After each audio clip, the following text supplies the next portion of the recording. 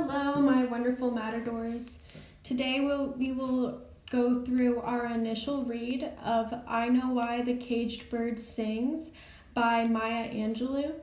This poem's really beautiful, and I just want you guys to be tracking and just really taking in the beautiful imagery, symbolism, alliteration, if you notice those are some terms, from your foldable. Really just take it all in. This is such a beautiful poem.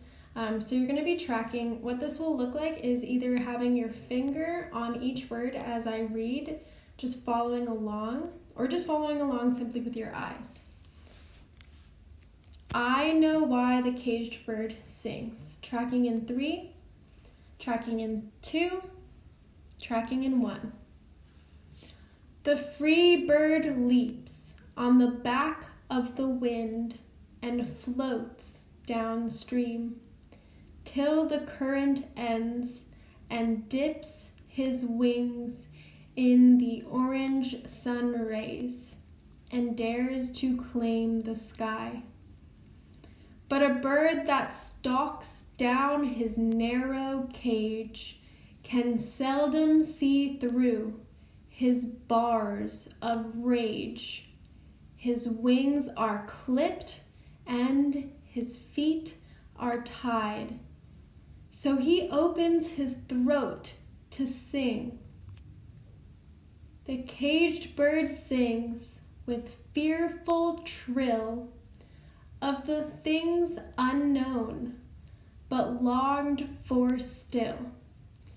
And his tune is heard on the distant hill, for the caged bird sings of freedom.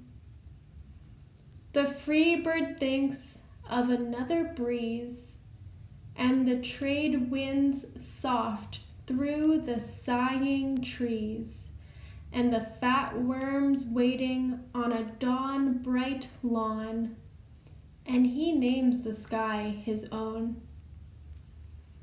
But a caged bird stands on the grave of dreams.